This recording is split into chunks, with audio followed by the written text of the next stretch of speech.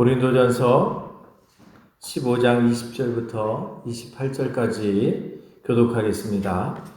그러나 이제 그리스도께서 죽은 자 가운데서 다시 살아나사 잠자는 자들의 첫 열매가 되셨도다.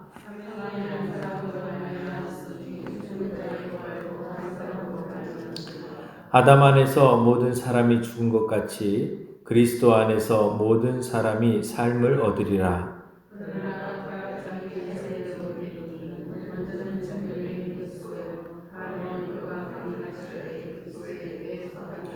그 후에는 마지막이니 그가 모든 통치와 모든 권세와 능력을 멸하시고 나라를 아버지 하나님께 바칠 때라.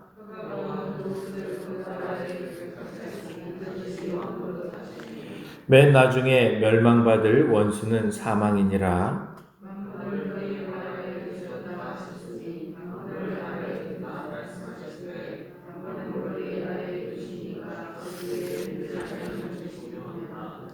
만물을 그에게 복종하게 하실 때에는 아들 자신도 그때에 만물을 자기에게 복종하게 하신 이에게 복종하게 되리니 이는 하나님이 만유의 주로서 만유 안에 계시게 하심이라. 아멘. 할렐루야. 오늘 말씀의 은혜가 저와 여러분들에게 있기를 간절히 소망합니다. 부활의 순서라는 제목으로 말씀을 증거하겠습니다. 고린도전서 15장은 부활장이라고 불려집니다. 그래서 15장 58절까지 있는데요. 사실 굉장히 깁니다. 긴 내용을 부활에 관련된 이야기로 이제 바울이 기록을 하고 있습니다. 우리가 이제 이쯤에서 이제 거의 사실은 이제 고린도전서가 끝나가거든요. 고린도전서가 거의 끝나가는 이 즈음에 다시 한번 우리가 잊지 말아야 될 것이 무엇이냐면 사도 바울이 고린도 전서를 기록하게 되어진 것은 고린도 교회에 어떤 문제가 있었기 때문이에요.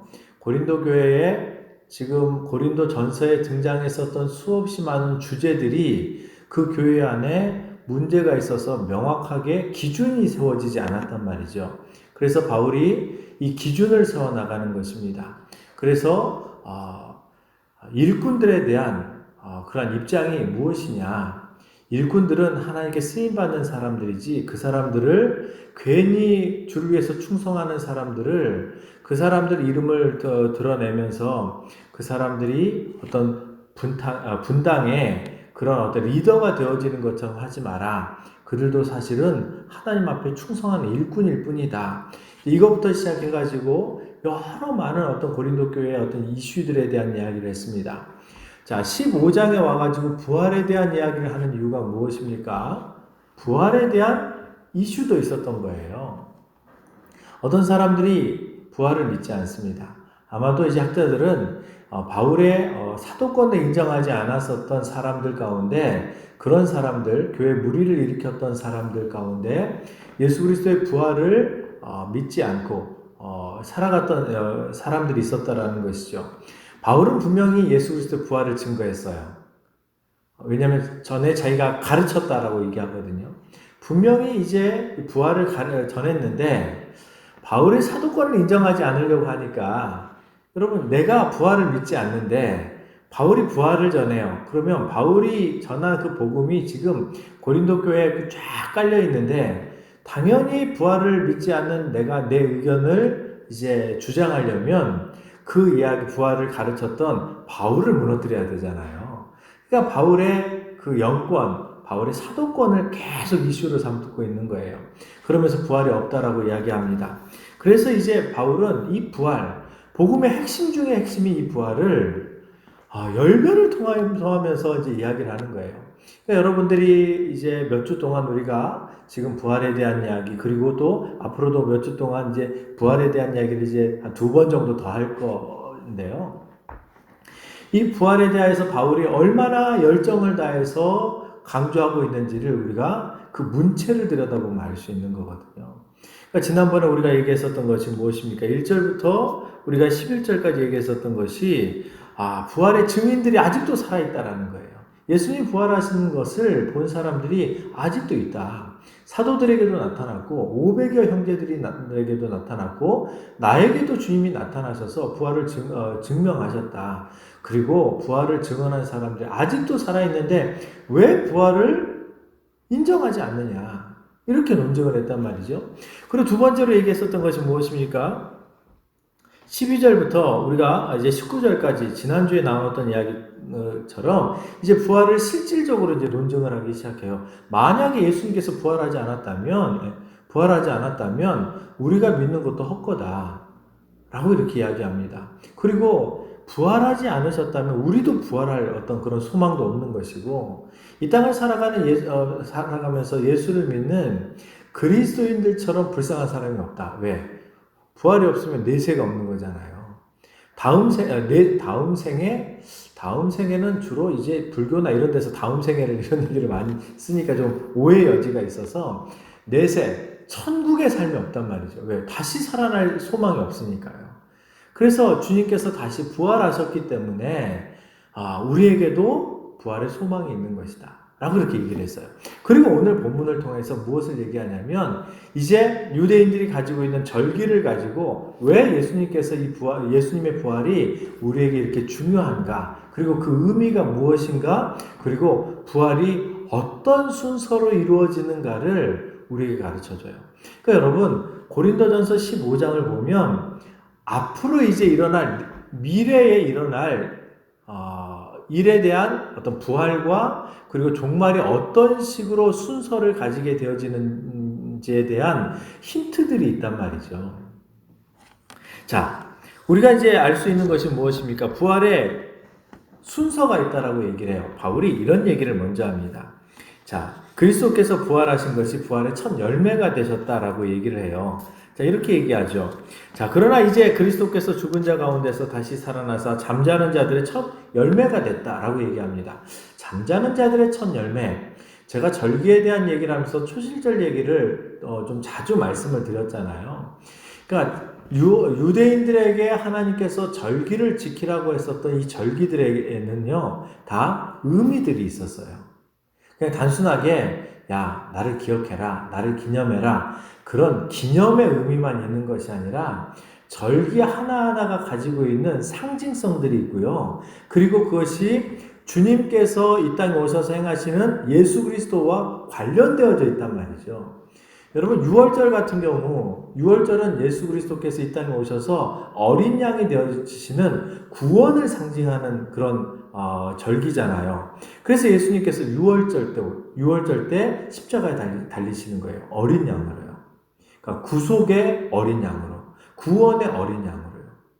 자, 그런데 유대인들이 이제 6월절 때 그 구원의 어린 양, 그리고 어떤 어린 양을 통하여서 이제 속죄함을 받게 되어지는데 그 다음에 초실절이라는 것을 하나님께서 나중에 주신단 말이죠. 그러니까 초실절은 사실은 이제 농사를 져야 드릴 수 있는 제사였는데, 절기였는데, 초실절이 무엇입니까? 이 초실절은요, 유대인에게 있어서 굉장히 많은 절기들이 있지만, 초실절은 6월절과 거의 붙어 있어요. 자, 6월절이 니산월, 그러니까 유대인들이 출애굽하던 그 달에 14일이 6월절이잖아요. 자, 6월절이고 그 6월절부터 그 다음 날부터 무교절이 진행이 되어져요.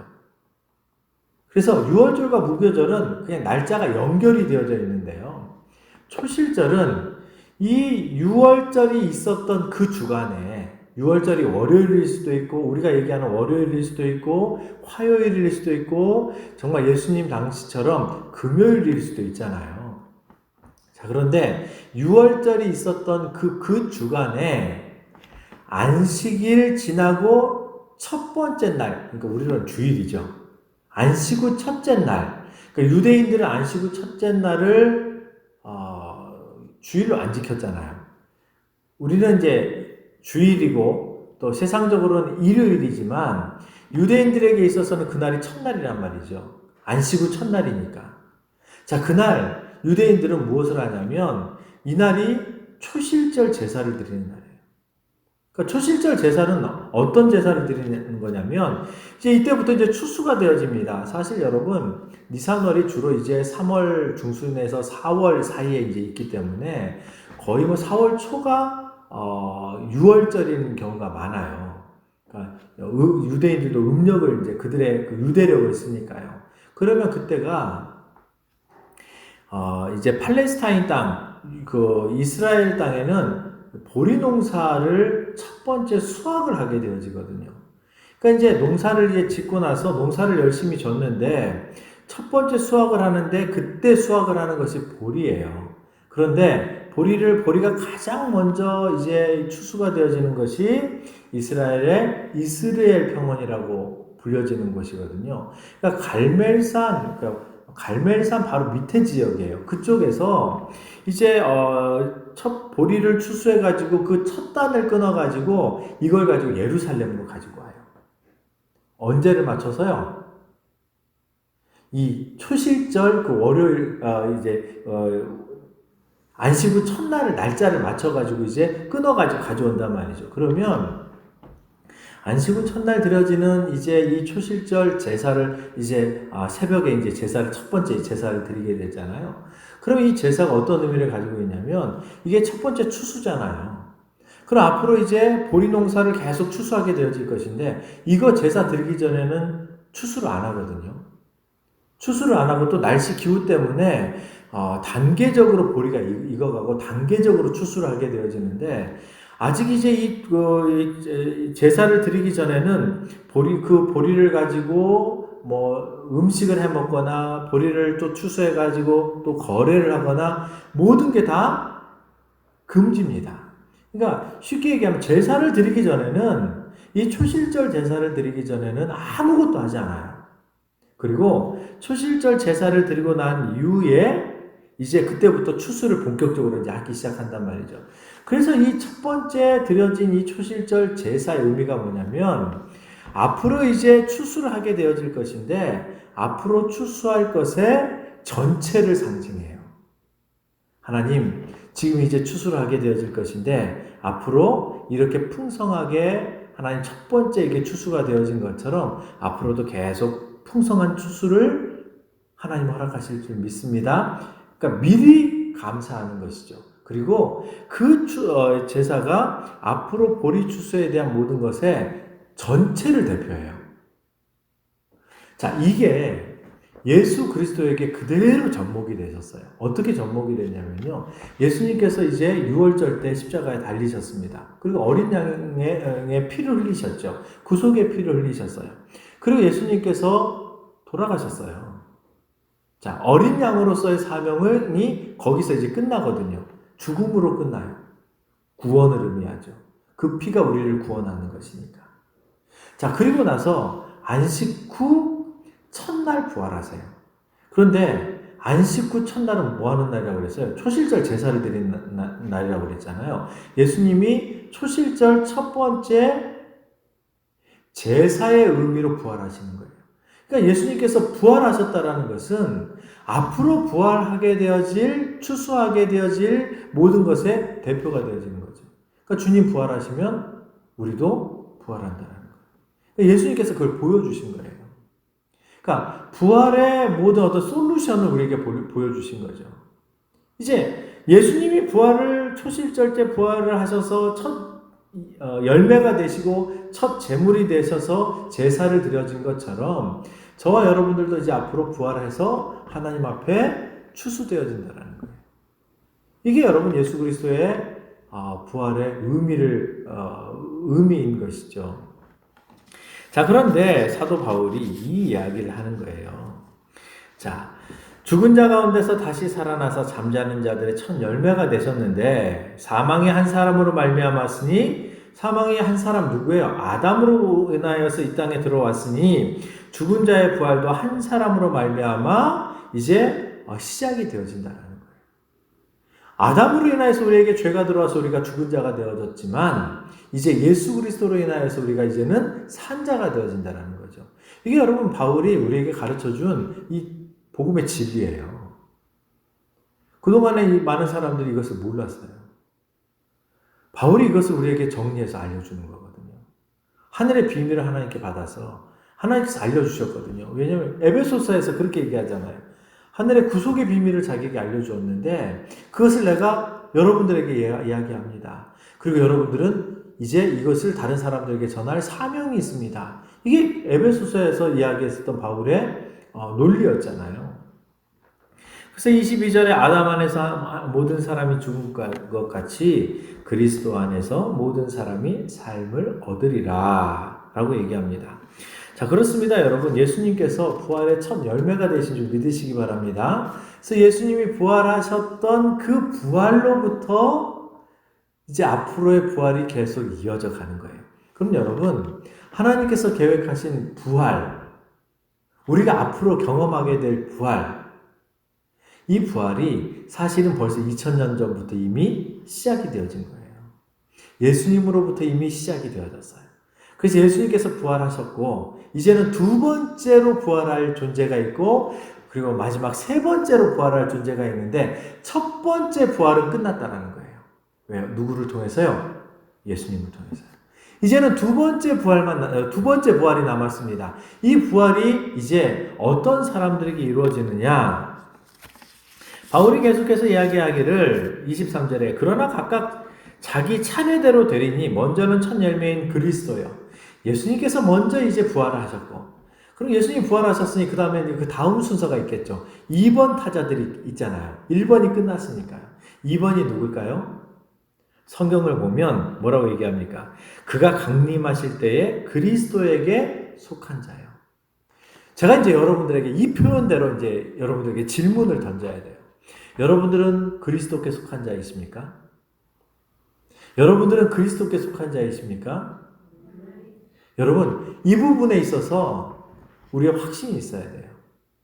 물론 여러분, 자기 확신일 수도 있기 때문에 이것을 확증하시는 분은 하나님이세요. 그런데 하나님은 이제 나중에 우리가 부활할 때 당신께서 확증하실 거고 이 땅을 살아갈 때 저와 여러분들은 내가 그리스도께 속한 자라고 믿고 살아가야 되는 거예요. 그런데 이 믿음은 나 혼자만 믿는다고 되어지는 것이 아니라 그 믿음을 가진 사람들은 그 믿음대로 살아가는 사람이죠. 그리스도께 속한 자, 예수님께서 내 안에 거한 자를 어떤 사람이라고 계속 얘기하셨어요. 그러니까 여러분 우리는 예수님께서 하셨던 말씀을 기억하셔야 되는 거예요. 내가 그리스도께 속한 자라고 이렇게 이야기하지만 교회를 다니는 모든 사람들이 다 그리스도께 속한 자일까요? 아닐 수도 있지요. 왜냐하면 예수님께서 분명히 그 안에 가라지가 있다고 얘기했기 때문에. 죄송한 얘기인데 여러분 혹시 한번 여러분들 스스로 한번 이렇게 한번 생각해 보십시오. 하나님 혹시 제가 가라지 아닌가요? 제가 생각해 보라고 했지 진짜 그렇게 믿으라는 얘기는 아닙니다. 왜냐하면 내가 가라지 아닐까요? 라는 이 질문 하나가 나로 하여금 두려움을 갖게 해요. 왜요? 바울도 자기가 열심히 복음을 증거했지만 혹시라도 자기가 전한 복음으로 인해서 많은 사람들이 생명을 얻고 오히려 자기는 하나님 앞에 말씀대로 살지 못해서 자기가 버림을 당할까봐 이건 사실 믿음이 없었다라는 얘기가 아니고요. 그만큼 말씀대로 살아야 된다는 것을 자기가 각오를 갖는 거잖아요. 그러니까 여러분 저와 여러분들이 날마다 우리가 우리의 삶을 이렇게 들여다봐야 될 게 뭐냐면 내가 그리스도께 속한 자로서의 삶을 살아가고 있는가 이걸 여러분 날마다 질문하면서 살아야 돼요. 왜냐하면 의심되어지기 때문이 아니고요. 내가 의심해서 나는 그리스도께 속한 자가 아닌가 봐 해서 나를 의심하라고 하는 얘기가 아니고 내가 정말 그리스도께 속한 자라면 그리스도에게 속한 자로서의 삶을 살아가기 때문이죠.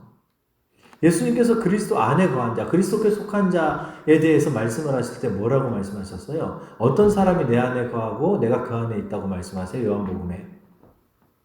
나의 계명을 지키는 자라야 나를 사랑하는 자다. 내 안에 거하는 자다. 라고 말씀하셨단 말이죠.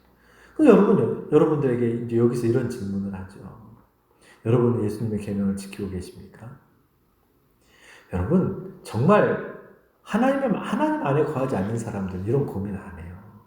나 교회 다니면 됐지 뭐. 믿음이 없는 사람이기도 하고요. 우리 집사람 치맛자락 닦고 천국 올라가면 되지. 이거 정말 믿음이 없는 사람들이죠. 성경을 전혀 모르는 사람들이죠. 그분이 아직 구원을 받은 사람은요, 성경의 지식과 상관없이 예수 그리스도를 통해서 내가 구원을 받는다는 이 사실만큼은 분명히 가지고 있어요. 왜냐하면 그거 없으면 신앙 고백이 안 되기 때문이죠. 그러니까 여러분, 저와 여러분들이 내가 주님께서 말씀하신 그 계명을 지키고 살아가고 있는가? 이게 날마다 우리 삶의 질문이 되어져야 돼요. 그리고 내가 그렇게 살아가려고 몸부림치고 이런 사람들이 그리스도께 속한 사람들이죠. 그리스도께 속하지 않는 사람들은요, 이런 고민 안 해요. 그래 여러분, 남들 상처를 주고 남들을 넘어지게 해놓고도 몰라요. 왜요? 그런 거 잘 생각을 하지 않으니까요. 그리스도께 속한 사람은요, 남들 절대 안 넘어뜨리게 하죠. 천만의 말씀입니다. 그리스도께 속한 사람으로 인해서도 많은 사람이 넘어져요.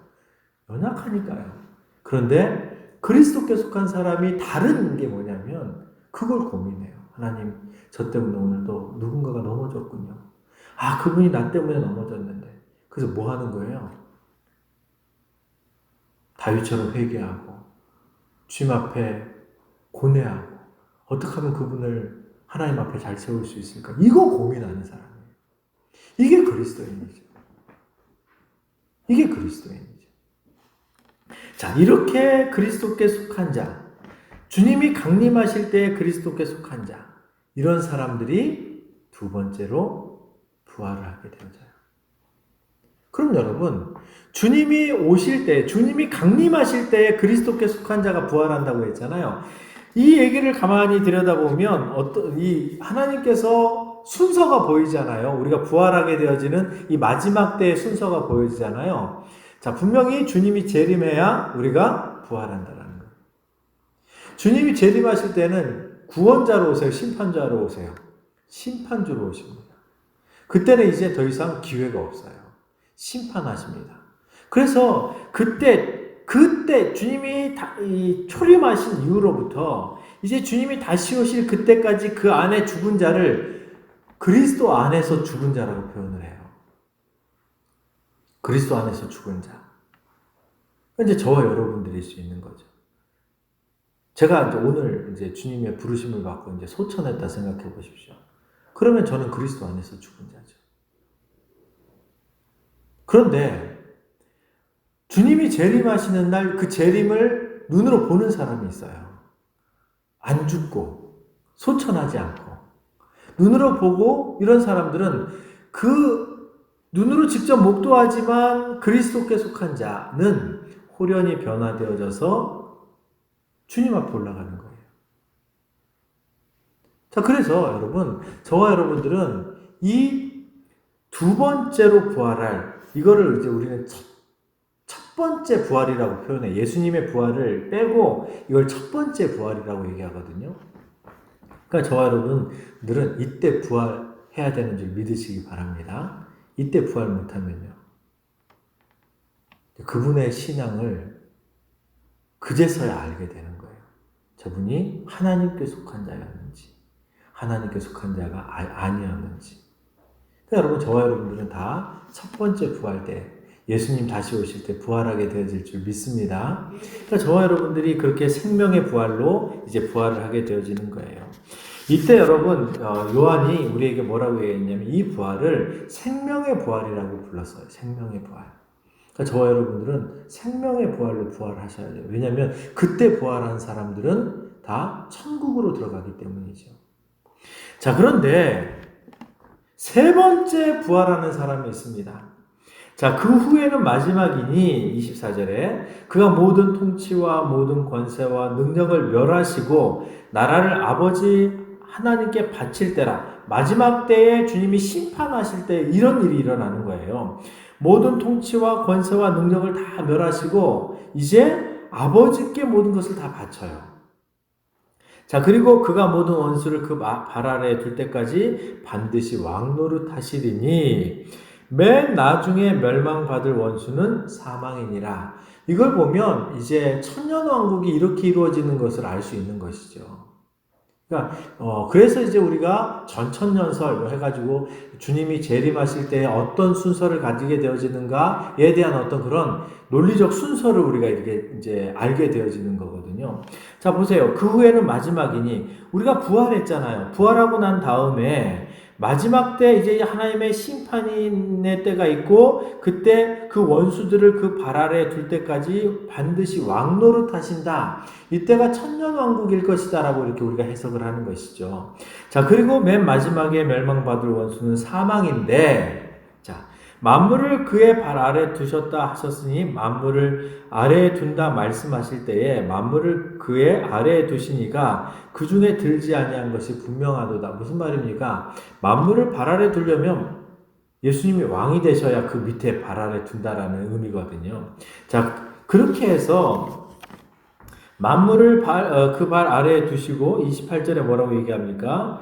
만물을 그 발에 복종하게 하신 때에는 아들 자신도 그때 만물을 자기에게 복종하신 이에게 복종하게 되리니 이는 하나님의 만유의 주로서 만유 안에 계시려 함이니라. 이 모든 것을 가지고 아버지께 돌려드린다라는 거예요. 자, 그러면 마지막에 부활할 사람들이 아직 이제 남아있죠. 어떤 사람들이 남아있습니까? 불신자들이 부활을 하게 되어져요. 마지막 때 이제 심판의 때 불신자들이 부활하게 되어질 것인데 천년왕국 이후에 이제 불신자의 심판의 부활이 있습니다. 이때를 여러분 심판의 부활이라고 표현을 해요. 자, 그래서 이제 이때 부활을 하게 되어지면 첫 번째 부활, 생명의 부활에 참여한 자들은 생명책의 이름들이 기록되어져 있기 때문에 이들은 다 이제 천국에 들어갑니다. 여기 한 사람도 거기에서 이름이 빠지면 안 됩니다.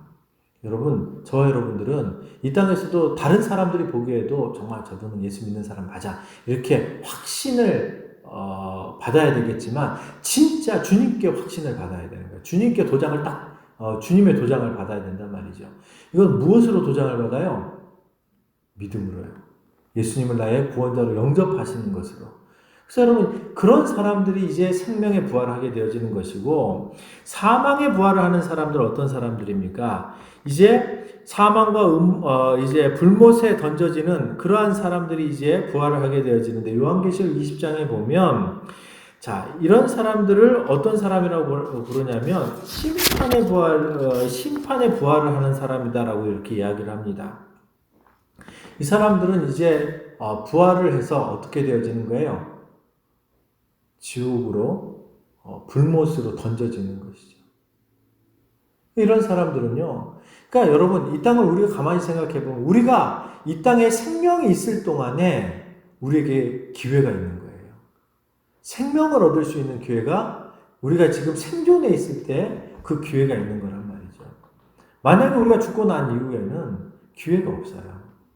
그때는 이제 주님이 다시 오셔서 우리를 부활시킬 때에 우리가 첫 번째 부활을 해서 천국에 들어가게 되어지지만 그렇지 못한 사람들은 이제 나중에 두 번째 부활을 해서 그 사람들도 여러분 모든 사람들이 다 부활한다고 얘기했잖아요. 그 사람들은 사망의 부활을 하게 되어집니다. 그리고 지옥에 가는 거예요. 그리고 교회를 다녔다고 해서 여러분 구원받는 게 아니에요. 이건 여러분들이 정말 꼭 기억하셔야 되는 거예요. 교회는 여러분 다닐 수 있어요. 내가 예수를 안 믿어도요, 교회를 다닐 수 있어요. 내가 여러분 예수를 안 믿어도요, 내가 교회 봉사할 수 있어요. 내가 예수를 정말 영접하지 않아도요, 내가 얼마든지 사람들에게 내가 믿음의 사람처럼 위장할 수 있어요. 그걸 언제 알아요? 우리는 속을 수 있어요. 우리는 속을 수 있다니까요. 너 언제 알아요? 부활할 때 알아요. 주님 딱 다시 오실 때. 다 살아났는데 어떤 사람은 못 살아났어요. 부활을 못했어요. 그때 첫 번째 생명의 부활 때 그분이 부활을 못했어요. 그러면 그때 아는 거예요. 아, 그분이 정말 믿음 생활 잘하고 그분이 정말 예수를 믿고 살아가는 줄 알았더니 그분 사실은 가짜였네. 여러분, 저와 여러분들이 그렇기 때문에 우리는 날마다 이 땅을 살아가면서 뭘 고민해야 되는 거예요? 내가 구원받은 자가 맞는가? 근데 여러분, 구원받은 자를 우리가 어떻게 확인을 해요? 우리가 확인할 수가 없기 때문에 그의 신앙 고백과 그리고 그의 삶을 보는 거예요. 정말 물론 여러분 이것도 우리가 오해할 수 있는 거지만 우리가 보는 눈은 항상 오해할 수 있는 거잖아요. 잘못 볼 수도 있고. 하지만 그래도 그냥 우리가 예측할 수 있는 것이 그거란 말이죠. 말씀 때문에 고민하고 살아가고 있는가? 아니면 말씀 때문에 고민 하나도 안 하고 살아가고 있는가?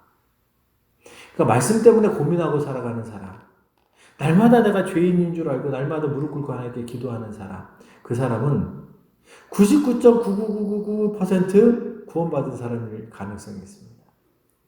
0.00001%가 제가 왜 여지를 남겨두냐면 우리가 인간이기 때문에 내가 보는 눈으로 그렇게 판단하는 거잖아요. 그런데 여러분 거의 대부분 정말 말씀 가지고 말씀대로 살아가려고 몸부림을 치는 사람, 그리고 내가 어떤 실수를 했을 때 말씀에 도전을 받아서 아직도 넘어지고 있지만 그래도 그 말씀 때문에 고민하고 내가 이렇게 죄 지으면 안 되는데 이렇게 고민하면서 하나님께 회개하는 사람, 이런 사람들은 그 안에 예수님이 거하시기 때문에 성령님이 거하시기 때문에 그 고민을 하는 거예요. 그래서 제가 여러분들 이렇게 여쭤봐야 되는 거죠. 여러분은 말씀 때문에 고민하십니까? 여러분들은 말씀 때문에, 말씀이 여러분들에게 죄라고 얘기하는 것 때문에 아파하십니까? 사람들에게는 아직 여러분, 우리가 100% 영화로운 지금 몸으로 변화되어져 있는 게 아니잖아요. 그건 천국에서나 가능하고요. 아직은 여러분, 아무리 훌륭한 신앙의 어떤 우리 모델이 되어지는 뭐 조지 뮬러라든지 또 뭐 손양원 목사님이라든지 주기철 목사님, 정말 이게 위대한 신앙의 선조들도요. 그분들도 불완전한 사람들이셨어요. 죄 때문에 고민하고 하나님을 배신할까 봐 고민하고. 교회 오빠라는 그 영화가 있었어요. 그 지난번에 우리가 간증을 하셨잖아요. 그 부인 되시는 분이 집사님 간증을 하셨잖아요. 저는 그 간증을 듣고 정말 마음에 딱 충격을 받았던 표현 하나가 있었습니다. 그 집사님이, 남편 집사님이 그 고통 속에서, 그 너무나도 아픈 그 고통 속에서 했었던 고백. 하나님, 제가 하나님을 배신하지 않게 해주십시오.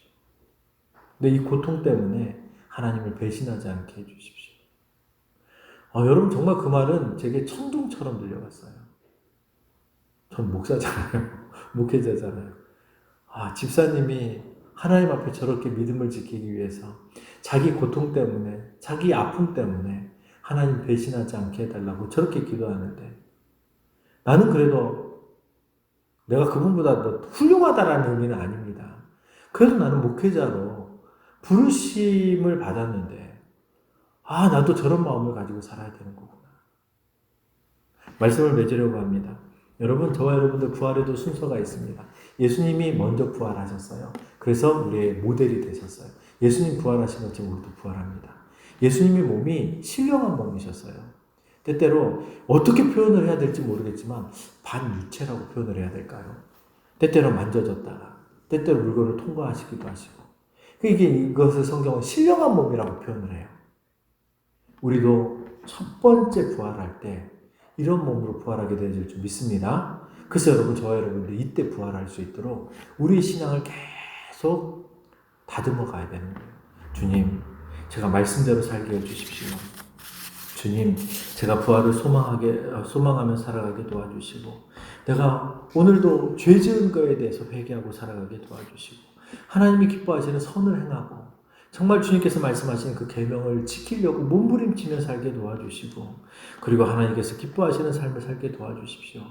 내가 전도를 하는 것도 주님이 주신 그 은혜 때문에 전도를 하는 것이고, 내가 기도를 하는 것도 정말 남에게 보이기 위해서 기도하는 것이 아니고 정말 하나님 앞에 내 마음을 쏟고 하나님을 신뢰하기 때문에, 주님과 교제하기 때문에 정말 주님 앞에 나가서 기도하고 내가 성경을 읽고 또 가르치고 행하는 것도 정말 행위들은 있을 수 있지만 정말 주님이 받으실 만한 그러한 모습으로 드러나야 되는 거잖아요. 내가 그리스도께 속한 자라면. 그래서 하나님, 내가 나중에 생명의 부활할 수 있도록 하나님 제 삶을 인도해 주십시오. 그렇게 기도하며 살아갈 수 있기를 간절히 축원합니다.